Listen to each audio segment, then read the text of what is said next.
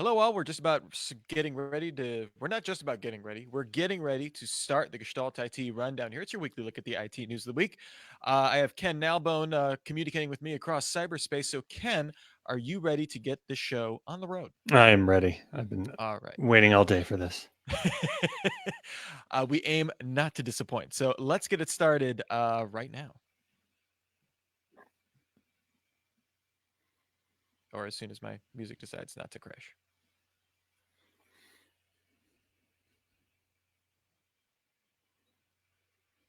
Okay.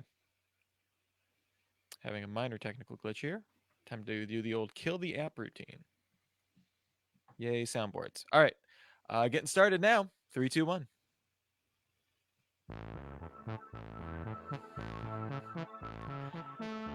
Hello, all, and welcome to the Gestalt IT Rundown, your weekly look at the IT news of the week. I'm your host, Rich Stroffolino. I'm an editor here with Gestalt IT. Joining me from across a distance through time and space, I guess, it's the one, the only, Ken Nalbone. Ken, welcome to the show. Thank you very much, Rich.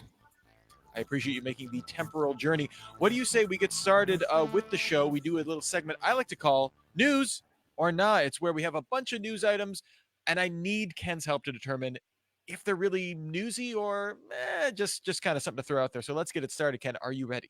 Yes, but if you need my help, I feel a little bit sorry for you, but I'll do my best. All right, first up here, the Wall Street Journal reports that Apple is in advanced talks to buy Intel's 5G modem business for a reported $1 billion or thereabouts.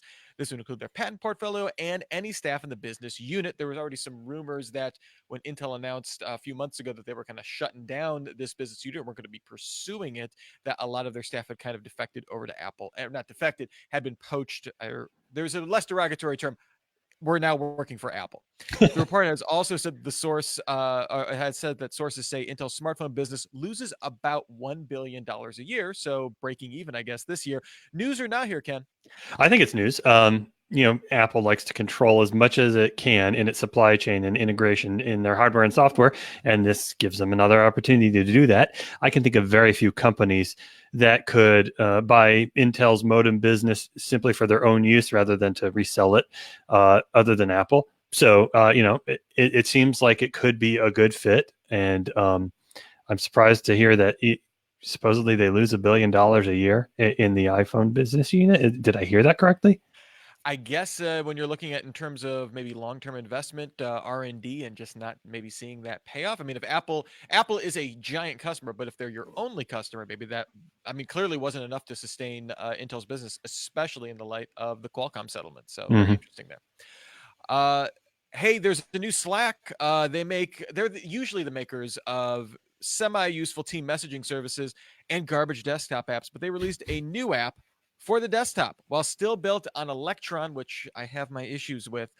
Most of the app has been rewritten, resulting in 33% faster loads, simultaneous loading of multiple teams, which is a big deal for me, and 50% less memory usage, also a big deal. Slack has been working on this for 2 years, but Ken, the question is, news or not? Now, it's cool. It's not life changing, but it's good to know that now, if Google would do the same thing with Chrome, that means I could get work done without a high end workstation, It, because those are the two things, and now Slack's taking care of one of them. and then like a Dropbox sync in the background maxes out your CPU for the really the trifecta of ruining your computer. Exactly. All right, Ken. Back in 2010, you remember 2010. You may have had your first smartphone. It may have been terrible, but it was a long time ago. Plaintiffs brought a class action lawsuit against Google for collecting unencrypted Wi-Fi traffic using their Street View vehicles. It was basically a default portfolio on there that they would just connect to any open network and soak up all the traffic. It was kind of a big deal back then. It's been a while. A settlement has now been submitted as of July 18th that would see Google pay $13 million and commit to destroying any data they collected, something they've stated they were already going to do, but I guess it's now official in court. Only network owners, as part of the class action lawsuit, will receive an individual payout, meaning that the thousands or tens of thousands of people that were affected by this, the vast majority of them would not get any financial compensation for that. And most of that would go to attorney's fees, with anything remaining going to consumer privacy advocacy groups. The settlement requires approval of a judge in the case, so it might not actually go into effect. But this is significant because a 2013 U.S. Court of Appeals decision had rejected Google's argument in the case that this was akin to just collecting FM radio or just radio signals, something that were out in the open and for anyone to receive. And it said they could be liable under the U.S. wiretapping act, which would see them incur a $10,000 fine per violation. So per router that they connected to, again, with tens of thousands of those, could add up to quite a bit. Google settling on a potential wiretapping case here, Ken, 9 years in. News or not?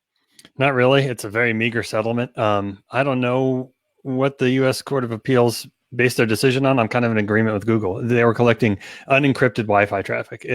People are just blasting it out. I know that there's a lot of non-savvy consumers who do that hopefully have changed since then, but it's not Google's fault that they're being careless. So, it's 9 years. Time to put it in the past. Yeah, I was surprised to see that crop up, and it just reminded me though that was such a huge hot point of, is Google violating privacy, or and kind of that realization, yeah, that hey, when you don't encrypt your Wi-Fi, that's kind of like shouting it to the world there. All right, cool story here, Ken. But the question is it news? At the conference on innovative data systems research, two researchers demonstrated a paper that showed DNA storage for a SQL database. While write speeds were still painfully slow, looking at just a few kilobits per second, the researchers see this eventually being viable as an archive tier in a database, theoretically replacing tape with even more density and durability. The researchers also demonstrated the ability that DNA storage can also support SQL operations to selectively access and process parts of the data, effectively using it as a parallel compute layer as well. Structured data on DNA, Can, news or not? No, I mean, it's cool in theory. It's another one of those things that, someday this may be a thing, but it's clearly not now. With as you mentioned, the painfully slow speeds, it's probably likely very expensive as well. Who knows if they actually make this a viable product in the future? Then it'll be news. It's not. Yeah, this was a cool science project. It is interesting though. Microsoft did come out with kind of like an automated way to do DNA read and writes, aka no human operator in the middle, which is kind of a big deal when you're talking about computing. But yeah, this is still purely theoretical. Mm-hmm. Although it seems like we're seeing a trickle of advances every couple of months. So maybe there's some where there's some innovative fire where there's science smoke. I don't know how the metaphor works. Next up on news or not, I think the final one we'll have here. VMware announced the acquisition of Bit Fusion last week, who makes, or they're the maker of an elastic and virtual OS for hardware accelerators. What that really means is VMware plans to integrate it into vSphere, allowing them to virtualize hardware resources for AI workloads. It's kind of a Bit Fusion's whole bag there. VMware getting into this market here, Ken, news or not? At first, I thought it wasn't news because we hear about some kind of acquisition by VMware every other week. But on closer inspection, I think it is. And I'll tell you why. We've seen a lot of acquisitions and activity from VMware trying to get away from being just the virtualization company, right? Or at least just the hypervisor company. So they've been talking a lot about their networking and storage virtualization capabilities, as well as all the stuff they're doing in cloud and multi-cloud to enable new application development, blah, blah, blah, blah, blah, trying to get away from we're the virtualization company moniker. But all of a sudden, they snatch up Bit Fusion, which is going to enable them to basically enhance a lot of the capabilities of vSphere, their virtualization platform, their hypervisor. So it looks like, as much of a story as VMware is trying to tell around everything that they do that's not virtualization, they're still investing in their main core competency and where they have the biggest lead over anybody in the market, which is their hypervisor. So, I think it's news for that reason. Yeah, and right now I think their main tech was focused on GPU, kind of Mm-hmm. it's kind of virtualization for GPU workloads, but kind of pointing to the way that the obvious extension of this is further into FPGAs and that kind of stuff. And it's an interesting, I think, maybe hedge against some of this composable infrastructure that seems to be in vogue that could be used for a lot of the same use cases, but isn't necessarily in VMware's wheelhouse. This definitely is. It makes a lot of sense. Mm-hmm. All right. First up here, first thing I want to discuss here, there was security researcher Sam Jadali detailed a new, kind of security through browser extensions, the security vulnerability through browser extensions that he's calling Data Spy. Affected extensions collected URLs, web page titles, and sometimes embedded links of every page a browser visited. The histories were published on fee-based service called Nacho Analytics. Links often included tokens that would allow access, and if shared, give anyone with that link access. I mean, obviously. Nacho Analytics had collected pages that included surveillance videos, tax returns, medical records, and more. And we're looking at not just private individuals, but in doing this research, Nacho Analytics basically hosted this, and you could see the information that they had collected. And we saw that there was internal testing data from Tesla, internal product development pages from Apple, and other corporate secrets. So, again, not just your medical imaging or your personal tax returns, but implications for a lot of enterprises as well. The privacy policies of the extension said that the data collected would happen and that it would be shared with third parties. Still feels extremely disingenuous. Nacho Analytics claims that data collection is opt-in and data is scrubbed of names, locations, and other sensitive data. However, looking at this database from the security researcher, it appears they didn't do a good job. Nacho Analytics CEO Mike Roberts told Ars Technica that the company has stopped new signups until it gets more information on the issue of sensitive data still appearing, and also maybe working out a new business model. Mozilla and Google have removed all extensions supported that Jadali reported on in their stores. Two Firefox extensions still appear to be available from developer websites, but they're being remotely disabled by the browser makers themselves. Uh, Basically, one of the things that really concerned me here, Ken, that I wanted to discuss with you is, are the browser extension something that isn't necessarily talked about a lot when we're hearing from companies at things like Tech Field Day, where we're taking briefings with them for Gestalt IT. Is this an under-evaluated threat surface for the enterprise? And, what are the odds that this is the only, like Nacho Analytics is the only company doing this? It should be noted that these extensions had millions of people that were using them. And one of them, I think I had used at one point, it was Hover Zoom that like would blow up an image when you Oh hovered over yeah. it. I've So, used it. very popular extensions, troubling there, Ken? Yeah, it is, and I want to make sure I understand this correctly because that was a lot of stuff. So, Yeah, it was a lot of you said early on that it was a bug in extensions. So, text. I mean, Well, when you look at the terms of service for most of the extensions, they're probably telling you that they may share information with third parties. Is the bug that they were collecting more information than they were supposed to be allowed to, or is it really not a bug and it was just if you pay attention, this data is always going to these third parties that you have no control over unless you disable the extension entirely. Anyway, that's the part that's a bit confusing to me. But it is clear based on the story that whether or not they were supposed to be sending all this data, that hey, here's another vector for security and privacy concerns. Maybe less about security, because it's not as though these extensions are kind of a way into some enterprise IT environment, but they are a way to collect data, which is more about privacy, somewhat about security in the terms of data breach of customer data being a potential threat, stuff like that. yeah, it does make me question though that for things like this, where this is as much of as a technical issue of installing this plugin or getting around IT policies around Mm-hmm. what extensions you're allowed to use, is it also then incumbent for companies to look at the terms of service that their employees are agreeing to when they're when they're on a work machine or a work related machine, because I'm sure a lot of these were, it wasn't like someone sitting in a cubicle or something like that. This was probably a work laptop or something like that they were taking Mm-hmm. home using for personal uses, which I mean everyone does on a work laptop at some point, and not thinking that this would have any implications or be against any kind of IT practices too. I mean, when does that become the responsibility of the company to look into? Yeah, that's a very good question. I mean, I have heard of enterprise IT departments basically locking down a laptop and saying you can only install the extensions that we approve. Of course, I don't think that that the IT department themselves want to be the arbiter of what is and what is not allowed.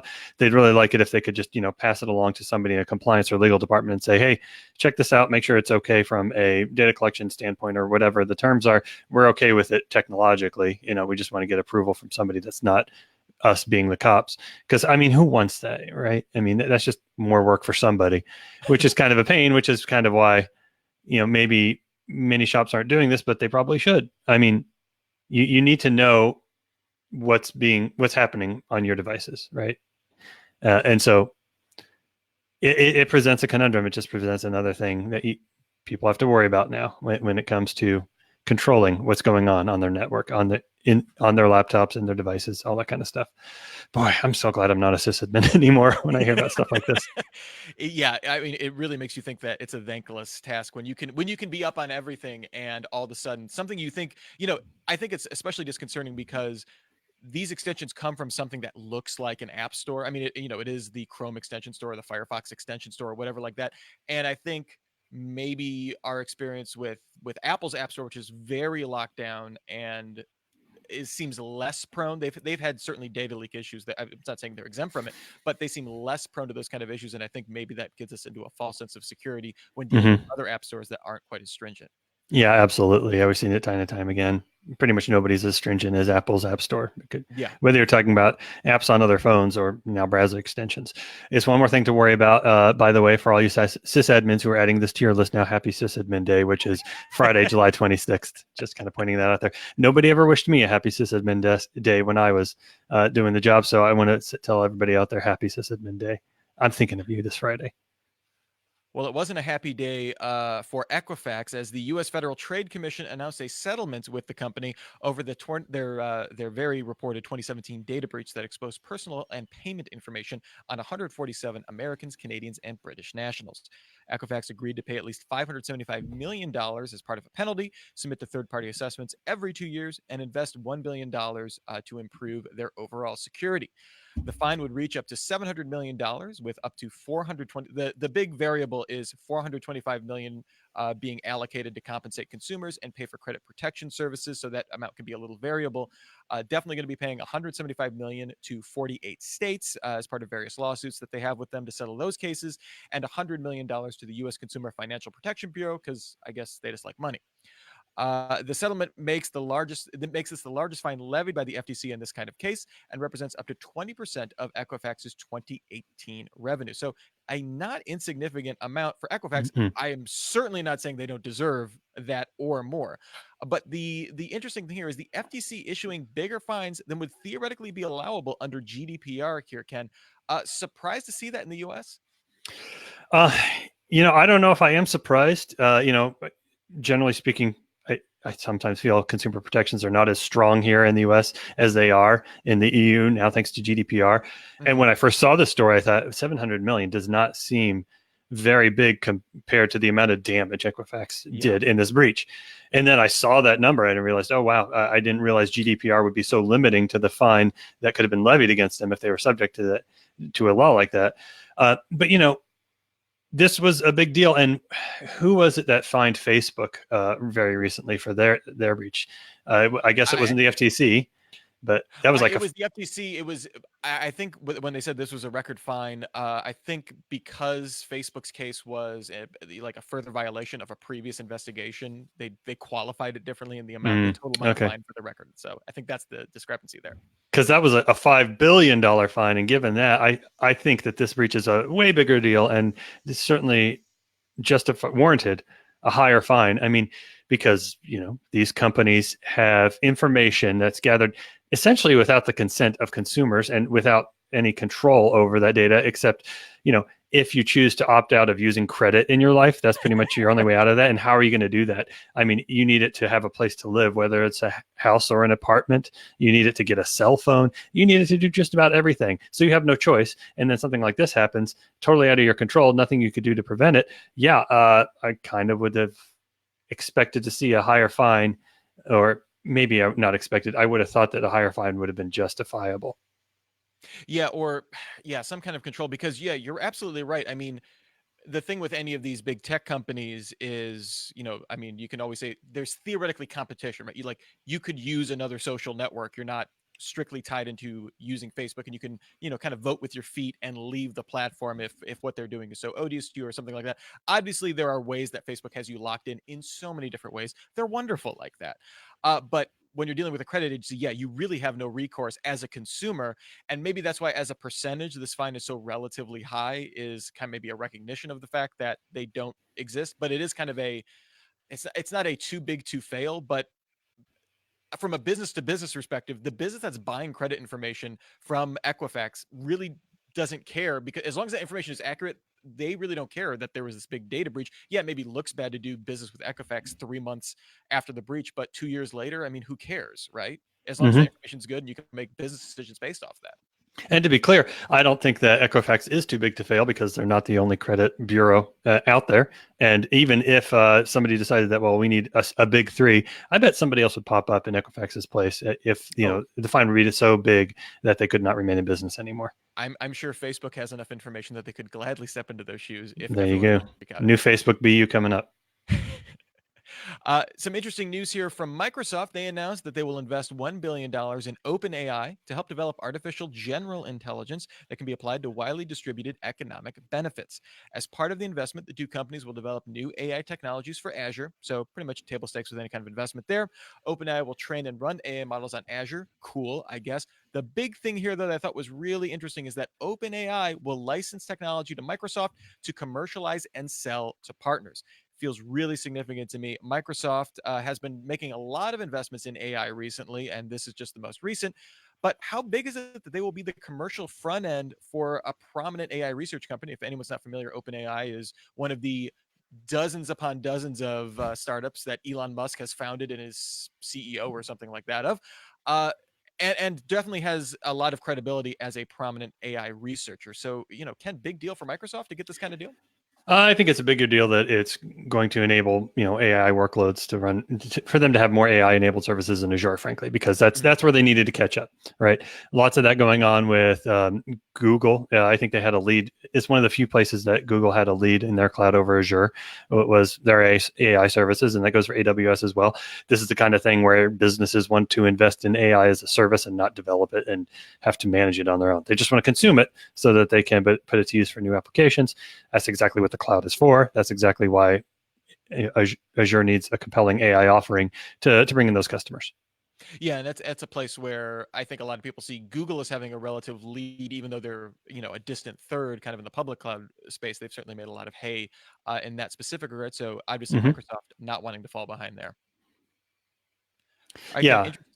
Sorry. Another interesting security story here. Security researchers at DevCore disclosed to TechCrunch ahead of a Black Hat presentation that they'll be doing flaws in popular corporate VPN providers that could be easily exploitable remotely, easily in quotes there.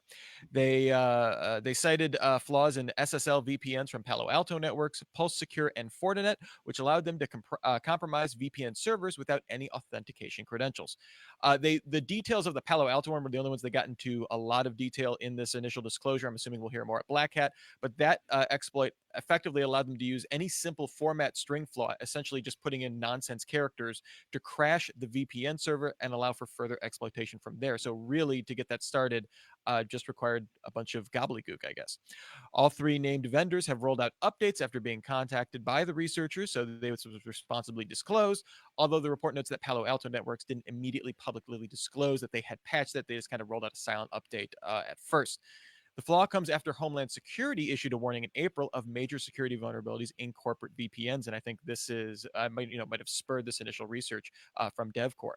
Does any kind of remote access here can just inherently make your organization less secure? And thinking about that, what are the implications as we're seeing organizations further spread out using something like SD-WAN to further distribute corporate networks? What are the implications? I realize those are tangentially related VPNs to SD-WAN, but you know, is that inherently less secure by nature? Well, I think the one common linkage between those two things you talked about, like corporate VPNs and SD-WAN, is that they make things more convenient, either for the end users or the enterprise IT department. And anytime you take on an initiative that is probably going to make things more convenient, you're probably opening yourself up to greater risk. And that's the case here. But it doesn't feel like any different than any other previous, exploit that has been fixed before, the research was ever announced that I've ever heard before. These things happen. What's really more important is for IT practitioners to be mindful and to be vigilant about patching, right? Because you're going to waste your time worrying about 0 days that may or may not affect you, but you can do a lot to prevent yourself from being exposed to these kinds of risks if you are just conscientious about staying up to date with security updates. Really, that's the basics. And so many people surprisingly don't pay attention to that. They get worried about the less important things.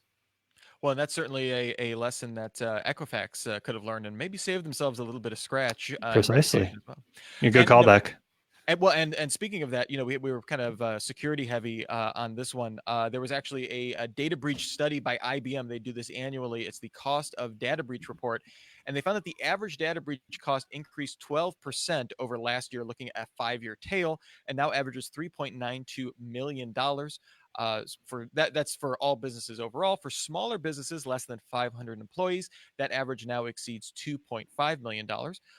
Digging into the numbers a little bit more, the report found that the breaches do have a long tail, with 67% of expenses realized during the first 12 months after the breach, 22% accrued over the second year, and 11% for the next 2 years after that. So still significant amounts of money needing to be spent long term over these data breaches. This can be anything from third party analytics or forensic examinations, legal costs, rapid investments to shore up security, as well as government penalties, which I thought is probably going to be more prominent going forward. Most troublingly, the report, I think, found that the average data breach takes 206 days to discover and a further 73 days to completely contain, with 51% of breaches caused by malicious actors, 24% by human error, and 25% due to technical malfunction. Surprised that the human error accounts for so little here, Ken. And what do these numbers? Do these numbers tell us anything that we haven't really seen in the news so far? I I'm kind of interested to hear how they classify human error, because Mhm. if they consider, somebody falling for a phishing email or clicking a link they shouldn't somewhere, or having weak passwords, and that's considered malicious actors rather than user error, then I guess that's how I could see the number swaying in that direction. Because it feels like most of the times we hear about security breaches, it's just because somebody wasn't paying attention. They weren't properly educated, maybe it's employee, or when we bring it back to the IT department themselves, not being vigilant about patching or something along those lines. Is that not human error? Interesting to see how it's defined. I will note that when I first saw the number for the story, I misread it as 3.92 billion. I'm like, what? And then I saw 3.92 million, and I'm like, that seems low. And then I realized it's an average for businesses of just about every size, from 500 employees up. And I'm like, okay, so that probably scales depending on the size of the organization and the amount of data that's at risk and things like that. So Well, seeing stuff like this is a bit encouraging, because maybe it's helpful in um, adjusting attitudes of decision makers who are maybe not completely technically inclined. They certainly understand money. yeah, definitely. And that 206 days, though, really was, to take that to find a data breach. I understand if it's I guess if it's a technical error, that theoretically could be going on as a misconfigured S3 bucket or something like that, right? Would be Mm-hmm. the classic example of that, where you have a database just kind of sitting out there that anyone can get to. And yes, there is tooling to scan what you have out there to make sure that's not accessible or something like that. That I could see sitting out there for a long time, and you might not know about it. But if it's a phishing attack or something like that, hopefully you're finding that a little bit faster. Of course, though, Hopefully. with over and I think phishing did fall under human error, if I remember Okay. what I read in the report. So with malicious actors having that kind of lead time, really could be devastating, especially if you're talking about any kind of consumer information getting out there. Now, some of this may be, all data breaches are not created equal, right? I mean, if you Mm-hmm. get a bunch of log files or um, you know, uh, uh, I don't know, like what the temperature is in your data center or something like that. That data is much less valuable than social security numbers, credit cards, and that kind of stuff that make the news all the time. So, some other context is, yes, a data breach may have been out there for several hundred days. How, what data was out there and why wasn't it being monitored? That's another question. That is another question. Yeah. But it's still important. Yeah. Okay. But still vaguely depressing. And that's how we like to end the Gestalt IT rundown. Remember, if you want to catch up on the IT news of the week, you can find us here every Wednesday at 12:30 p.m. Eastern Time. We stream it live on Facebook. It's on YouTube soon after that. And you can find it, of course, on gestaltit.com. You can also find Ken Nalbone there. But Ken, is there any other place that they can find your lovely writings, ramblings, and or beautiful profile picture? You can see my beautiful profile picture and random thoughts about tech and other non-tech related things on Twitter all the time. I'm at Ken Nalbone. Just check that out after you read all my writing at gestaltit.com. Check me out every once in a while on techfieldday.com as well. I'll be seeing folks coming up in VMworld in a little over a month. Excellent. And you can find me on Twitter at Mr. Anthropology and on Gestalt IT as well. That just about does it for the Gestalt IT rundown for this week. So I will invite you dear listener, to remember until next time we meet.